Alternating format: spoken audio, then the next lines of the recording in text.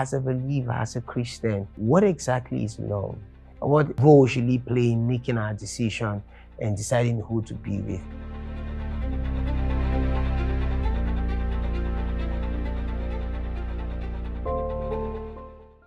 Hi, I'm excited to be back again.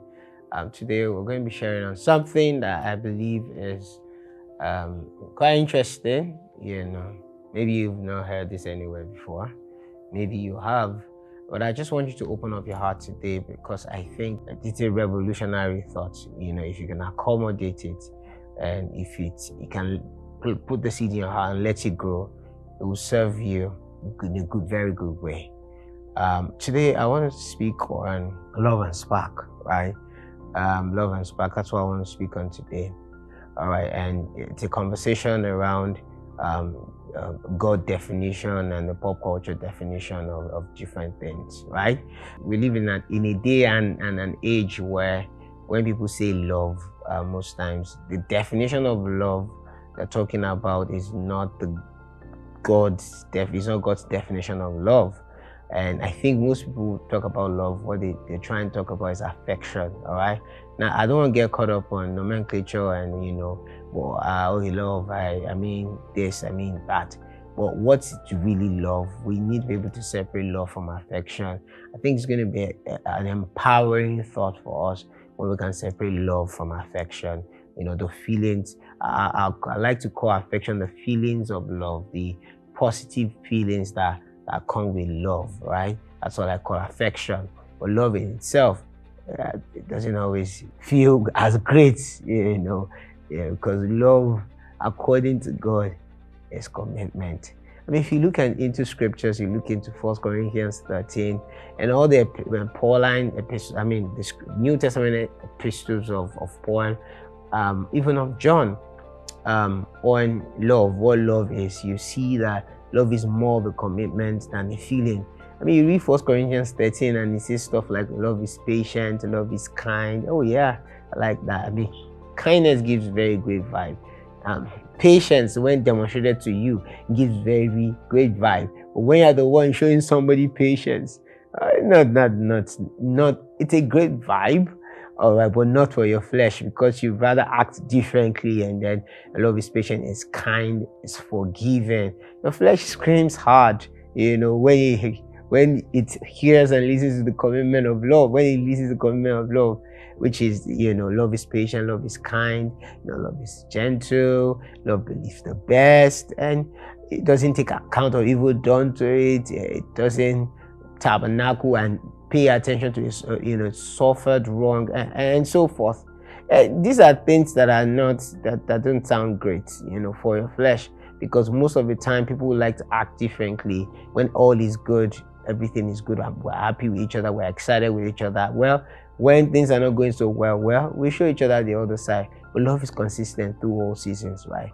And you look into scriptures, and in fact, in the context of the union of a man and a woman, you see love, Ephesians 5, and it says it typifies the relationship between God and man. So leading up to marriage, we don't start practicing commitment in marriage. You start practicing commitment, in a relationship leading up to marriage. And but the conversation around attraction and having a spark, these are big conversations, and particularly in Christian circles, because that's actually what I want to speak to. And Christians are happy to hear God speak to them. My son, this is she, whatever that means. Or my daughter, see, behold my son. But people are happy with that. But first of all, they want to be sure I like the guy. Like, there's a spark. So people are big on it. Like, there's this intense feeling I have for this person, and it only makes sense for me. I mean, I'm happy to hear God speak to me and say, this is the person you want to be. I want you to be with. But please, I want to be able to decide if I want to be with a person. And one of the important things to me would be the spark that we have. Okay, so if I connect with you, I have some kind of spark, then of course I hear God, and then of course we start a relationship and we get married. And so a lot of times we put that how we feel about people at the entrance of our relationship or even commitment. Like, oh, if I have spark, then I will secondarily be committed to you. And then I know it's a tricky conversation, but that's exactly why I want to go there. I think it's going to be quite liberating, and helpful, for us when we look at, this lens. That's the way people who don't have a relationship with God, there's how they approach relationship and conversations around relationship. And frankly, I wouldn't argue, because there's a view and a lens that I'm going to view it with that they want to use. So there's no plane of reference. Yeah, I mean, there is no common ground for us to have a conversation. They want to do what they want to do, right? But in Christian circles, it becomes a big challenge when we want to adopt these approach that people who don't have a relationship with God, who are not born again, use for their own relationship to our relationship. Then it's not a Christian relationship then, because if it's a Christian relationship, you're going to do it according to the word of God, according to design, according to what is consistent with the word. And so how I feel about people, before we married a couple years now, 11 this year, all right, 2023, it's 11 years. And frankly, I liked my girlfriend at the time. She was more like somebody I said, when we started talking, there were things I just liked about her that made me want to talk to her more, all right? And that's okay. So nobody's here saying, well, you don't need to like the person, you shouldn't like the person, and it's harmless on some level for people, right? But it's harmful for certain people when spark is what now stands in the way of a great union for them. Like, oh, I don't feel a special way, I don't feel a certain way about this person. We hear that all the time. Non-Christians, people are not born again, say that all the time. But as a believer, how should I approach my relationship? I need to have this spark, before I can proceed with the relationship. Again, whatever you call spark is chemical reaction, is your hormones, right?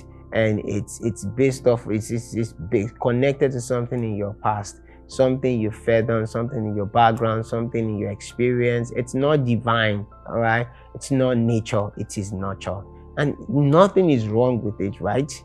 But it mustn't be the reason why you miss out on a possibility of a great union, on a great relationship with somebody.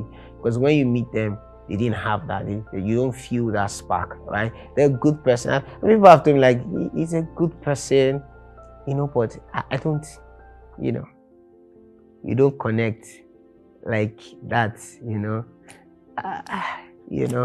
and I don't want to be miserable, right? I don't want to be like one of those people who ended up in a marriage and there is no affection. It's just like mommy and daddy, brother and sister in the Lord. And usually we have a couple of those scary stories that like, and we just ended up so miserable. I like in your head, like, I don't want to end up miserable. I don't want to end up. So there has to be spark. Of course, I'll hear God too. And sincerely, I don't think essentially there's anything wrong in you having spark and then hearing God. But it becomes a problem when you are stuck on that. Like, if there's no spark, there's no hearing God, because how am I going to be able to live with the person? All right, I don't want to drag that out too long. So I want to get into what exactly, again, this spark, intense feeling that we have, make us, we feel certain way around certain people. Sometimes we can't even explain it why, but again, it always has an explanation. It's connected. You might not know how it connects, but it connects something in your past, in your background, experience, and so forth. What you are fed on, and makes you feel certain way about certain person. And it looks like that person is special. No, the person is not special.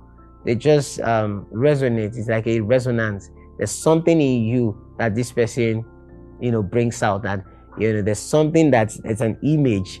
There's something that's been built up in you that when this person came across and they speak certain way, they look certain way, they did certain things, and so forth. Those things just connected to whatever experience you've built up on the inside of you, and it looks like he's the special one or she's the special one. No, no, no. You're the one with some sort of idea that this person now fits into, right? And somebody else doesn't fit into that same idea. So this is essentially how we have this chemical reaction and hormones moving that will cause spark and all that. And what happens when I don't have that for this person who is around me and is a great person? She's a great person.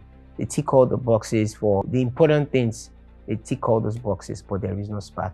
I know people who've walked away from potentially great relationship with great people just because there is no spark.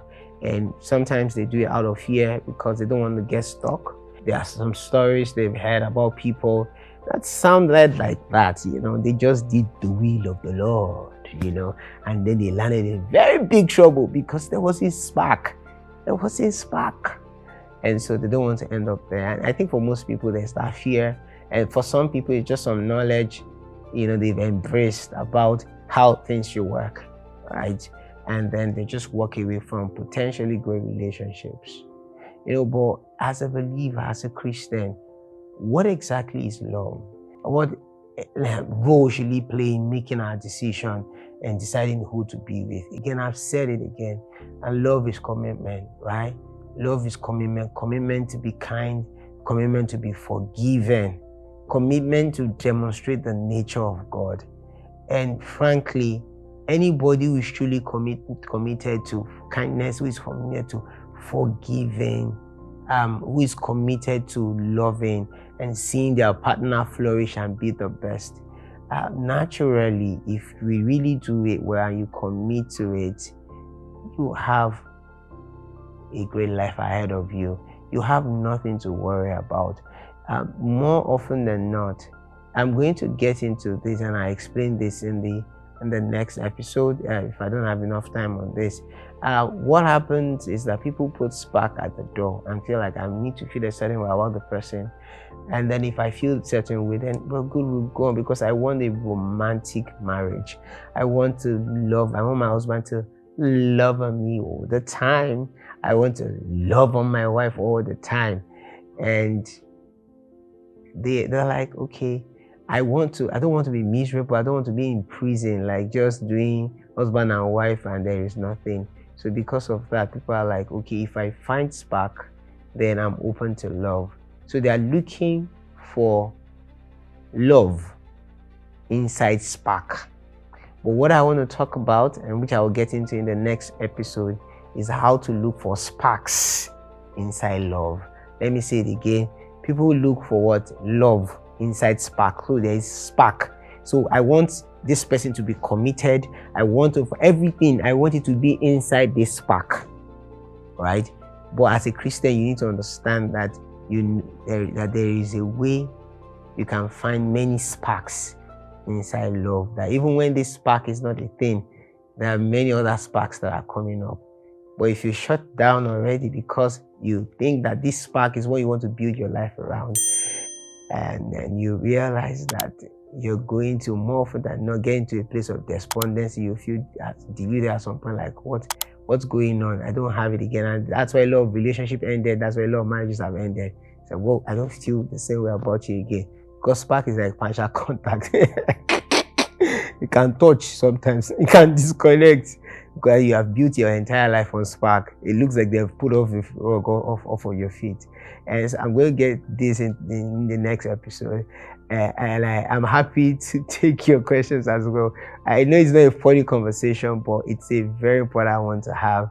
And I think it's going to be very liberating, give you an entire paradigm shift. And then you really can have a great relationship and a marriage as a Christian. God bless you. I'll see you again.